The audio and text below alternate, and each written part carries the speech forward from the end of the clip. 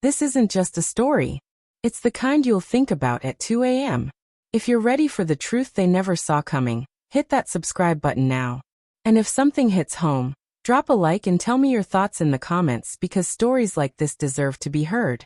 It was 3 a.m. when the hum of my Phoenix apartment's heater woke me, blending with the soft patter of desert rain against the window. I didn't hear the floorboards creak, didn't sense my sister Madison slipping into my room, her shadow gliding across the wall. She lifted my wallet from the nightstand, plucked my business credit card, and vanished into the night. By dawn, $18,500 was gone. First-class tickets to Paris, a suite at the Louvre Bristol, sapphire earrings from Cartier, Louis Vuitton bags, bottles of Dom Perignon. A spree of decadence she'd craved but never earned. A week later, she sauntered through my door, her skin glowing from French sun, draped in silk, smirking like she'd just left a yoga retreat. My father, David Harper, glanced at me, his eyes narrowing. "Stop acting like she'd touch your money, Charlotte." I smiled, a slow, sharp curve, because that card wasn't ordinary. It was my trap, and she'd sprung it. My phone's glow jolted me awake, its buzz relentless against the dark. Groggy, I grabbed it. The screen, a cascade of bank alerts, each one a cold spike in my chest. $4,800 at Air France Paris. $3,200 at the Louvre Bristol Hotel. $2,700 at Cartier Champlis. $1,500 at LYSYNC Restaurant. Over a dozen charges stamped between 3:07 and 3:35 a.m., totaling $18,500. My mind scrambled, refusing the truth. No hack. My card was in my wallet, or should have been. I stumbled to my desk, the hardwood cold under my feet, and yanked open the drawer. My wallet lay unzipped, the business card slot empty, a taunting void. A sour knot twisted in my gut. I lived with one person, Madison, my 23-year-old sister, crashing here for 2 months after a fallout with her roommate. Her stay was temporary, she'd said, but she'd settled in. Empty coffee cups on my counter, her laundry in my hamper, her Uber rides on my tab because buses stress her out. I checked her room, the door ajar, bed untouched, sheets crisp as if staged. The bathroom was dark, the kitchen silent. Then I saw the front door, a sliver of hallway light seeping through, not fully latched. My pulse hammered. By sunrise, her Instagram story confirmed it. Madison in a velvet beret, sipping champagne at Phoenix Sky Harbor's first-class lounge. Arm in arm with our cousin Brittany, her accomplice in every reckless scheme. A selfie with Paris boarding passes, captioned, "Paris darling. Live your truth." $18,500 drained from the business account of my cybersecurity consulting firm, built over 4 years of sleepless nights. I froze the card, filed a fraud report, and sat at my kitchen table. The fridge's hum mocked my calm. Rage simmered, but beneath it a cold certainty grew. I knew how this would play out. Madison would deny it. David would defend her, and I'd be the villain. But this time, I wasn't arguing. This time, I'd make them see. Madison wasn't just my sister.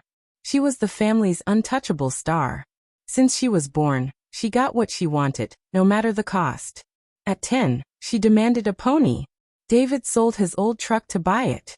I, at 12, saved for a laptop by tutoring, only to hear, "Charlotte's fine, she's responsible." My straight A's were expected.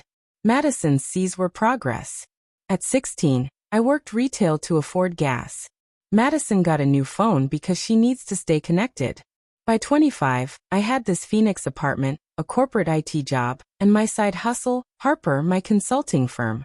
Madison, at 23, had cycled through photography school, too restrictive, a boutique job, bad vibes, and endless gig apps, each abandoned when effort kicked in.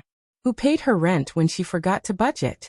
Who covered her groceries when she was between gigs? Who co-signed her last credit card when banks laughed at her history? Me.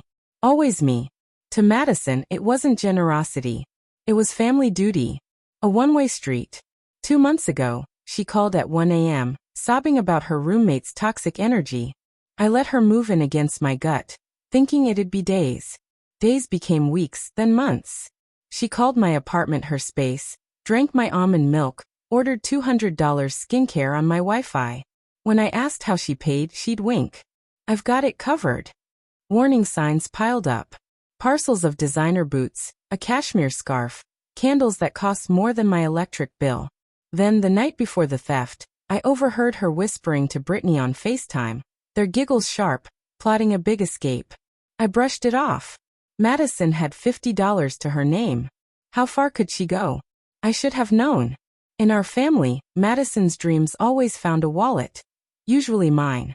I don't accuse without proof. Not with Madison's knack for dodging blame. She doesn't steal. She makes mistakes. And David's there to call it family drama. So I built my case like a client project. First, my building security footage. Thanks to my neighborly tech fixes for the manager. At 3:12 a.m., Madison crept down the hall, my wallet tucked under her arm, a duffel bag trailing. Brittany followed, phone glowing, smirking like they'd cracked a safe. They slipped into an Uber, taillights fading into the dark. Instagram was next. Madison's story lingered, unlike Brittany's deleted posts. A 4:15 a.m. video. Madison toasting in Air France's lounge. Paris tickets found out. Caption, chasing dreams. The ace was my card, a Harper business card linked to my custom tracking software. Every charge was logged. Time, merchant, GPS coordinates. I traced her path. Phoenix to Paris, hotel to boutique, restaurant to jeweler. I called Bristol and Cartier, posing as a fraud investigator. Both sent security stills. Madison swiping my card, her smile smug. Bags piling at her feet. The evidence was ironclad. Footage, screenshots, receipts, a digital trail she couldn't erase. But David would still defend her. I knew it. Confronting them head-on would backfire. Madison's tears. David's lectures. I needed a stage. My stage. A dinner at my apartment. Neutral ground where I'd control the rhythm. I'd bait them with comfort. Madison's favorite sashimi, David's preferred merlot, luring them into thinking I'd softened. They'd come smug, expecting me to cave. They wouldn't see the blade until it dropped. I built a presentation, not a rant, a sleek deck, each slide a nail. Security footage of Madison's 3 a.m. theft. Her Instagram posts, timestamps aligned with charges, vendor stills of her swiping my card in Paris, a transaction log, geotagged, precise. I rehearsed not the words, but the pacing. Start light. Let them relax, then strike. The night before, I didn't sleep, my mind racing through scenarios. Madison bolting, David shouting, both dismissing me. But this wasn't about their reaction. It was about rewriting the family script. I texted Madison. Dinner tomorrow, 7 o'clock, my place. Sashimi. Bring dad. Let's talk. Her reply was instant. Sushi. Count me in. David's came later. Good to see you're reasonable. We'll be there. I closed my phone, the desert air heavy through the window, and checked my deck one last time. Tomorrow, the dynamic that drained me would burn. They arrived on time. Madison in a new silk scarf, Paris spot, no doubt, swaying like she owned the room. David followed, his eyes scanning my apartment, already judging. The table gleamed with sashimi platters, wine glasses catching the chandelier's glow. We ate, small talk masking the tension. Madison chattering about Paris vibes, David nodding. Then I leaned back, voice calm. So, about the $18,500 you took from my business card? Madison's chopsticks froze, her laugh sharp. Charlotte, seriously, I didn't touch your money. You're paranoid. David's fork clinked. Enough. You've always had it out for her. I smiled, slow, deliberate. No more pretending. I opened my laptop, angled it toward them. Slide 1. Madison in my hallway, 3:12 a.m. wallet in hand, Brittany trailing. David's jaw tightened. Madison's eyes widened. Slide 2. Her Instagram, champagne in the air, France lounge for 15 a.m. Slide 3. Her swiping my card at Cartier, earrings glinting, time-stamped. Want more? I asked, boy steady, her flinch my reward. David started. This is. No, I cut in. You said I was pretending. Look. Final slide. The transaction log. Every charge mapped. Paris, $18,500. Undeniable. I froze the card. I filed a fraud report. The police have this. Detective Laura Bennett's waiting. Madison's face paled, her voice a whisper. You called the cops. You stole from my business. My livelihood, I said. You broke the law. David slammed his glass down. Family doesn't do this. Family. I laughed sharp. The family that let her drain me for years. That told me to get over her crashing your car, her Bali trip, her jobless months. Madison's voice cracked. I'll pay you back. No, you won't, I said. You can't. Pack your things. You're out tonight. I turned to David. And you're not welcome until you admit what she did. I slid an envelope across the table. Police report, bank case number, transaction list. Test me, I said. Call Detective Bennett. Madison shoved her chair back, the screech piercing. You're destroying me.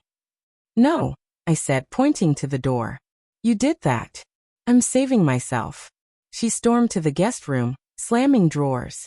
David stared at the envelope, then stood muttering, You're cruel, and followed her out.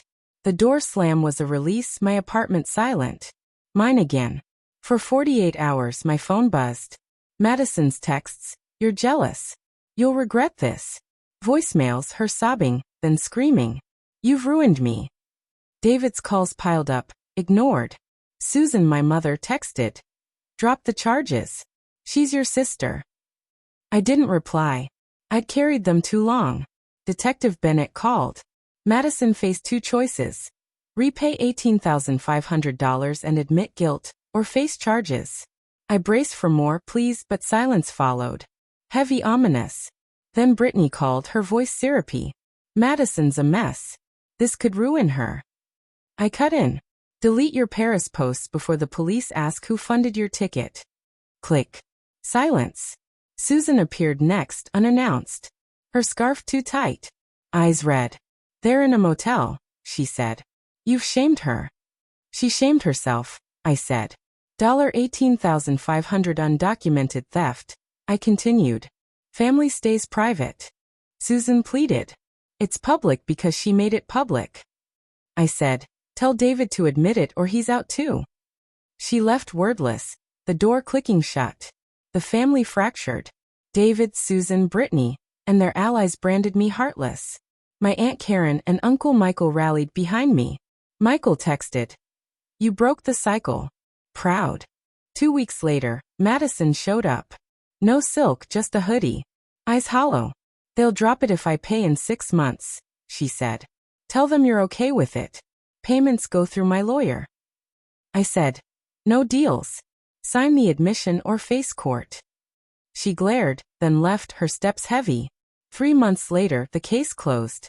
Madison paid $18,500, source unknown, and signed the admission. A fraud charge now on her record. David avoided me. At a gas station he muttered, hope you're happy, and walked off.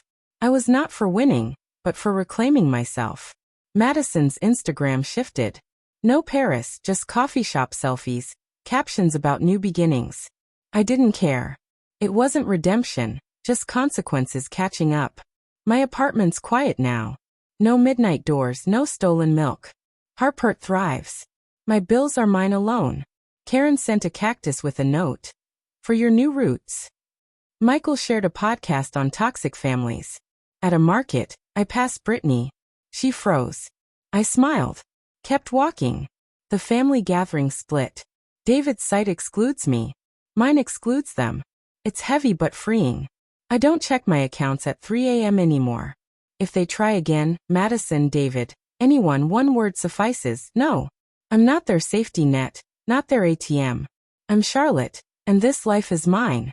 And if you think this story hit deep, the next one will leave you speechless. Subscribe now before you miss it. And if this made you feel something, hit that like button and share it with someone who needs to hear it too.